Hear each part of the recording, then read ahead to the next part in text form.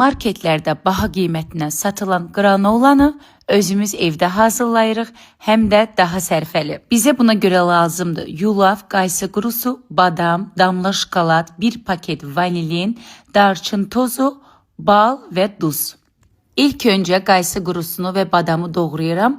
Qeyd edim ki, qızlar, siz buna əlavə olaraq qoz və yaxud da ki, fındıq da əlavə edə bilər. Gelkuresi soba listinə əlavə etdikdən sonra üzərinə doğradığım qaysı qurusunu, badamı, darçın tozunu, 1 çay qaşığı duzu, 1 çay qaşığı darçını və 1 xörək qaşığı bal əlavə. 50 qrama yaxın əridilmiş kərə yağını da ən sonda üzərinə əlavə edib qoyuram 200 dərəcədə alt üst rejimdə bişməyə. Əgər sizin üçün kərə yağı ağırdısa, zeytun yağından da istifadə edə bilərsiniz. Təxmini alt üst rejimdə 15 dəqiqə ərzində hazır idi. Dadı o qədər dadlı idi ki, qızlar, inanın ki, marketlərdə satılan granoladan birə-bir idi. Hətta deyərdim ki, ondan da dadlı idi. Qeyd edim ki, ərzaqları mən hər birini gözə yarı əlavə etmişəm.